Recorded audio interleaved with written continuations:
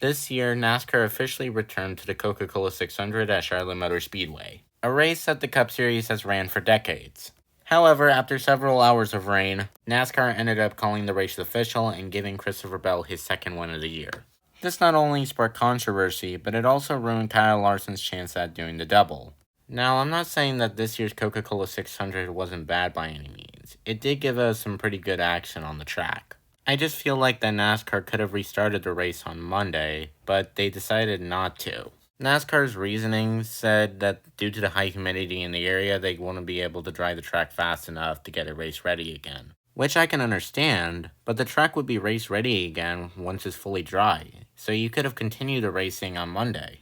But it sounded like that their hands were tied behind their back and there was nothing that they could do.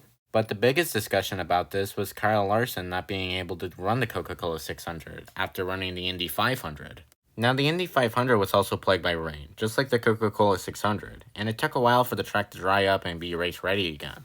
And Kyle Larson was racing in the Indy 500. And once the race was finally completed, Kyle Larson and his team ultimately flew on a jet to get to Charlotte to race in the Coca Cola 600.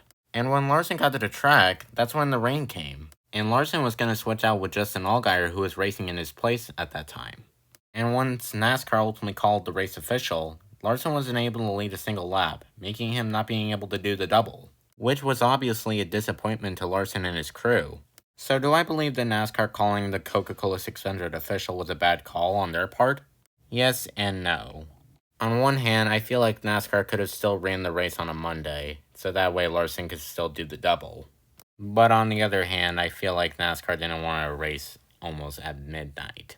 I do feel like that Larson will try to do the double again in a couple of years, so that way he can redeem himself from this year. Let's just hope rain doesn't get involved again. But that's going to wrap it up for this little video right here. I just felt like talking about this and giving my opinion on the situation.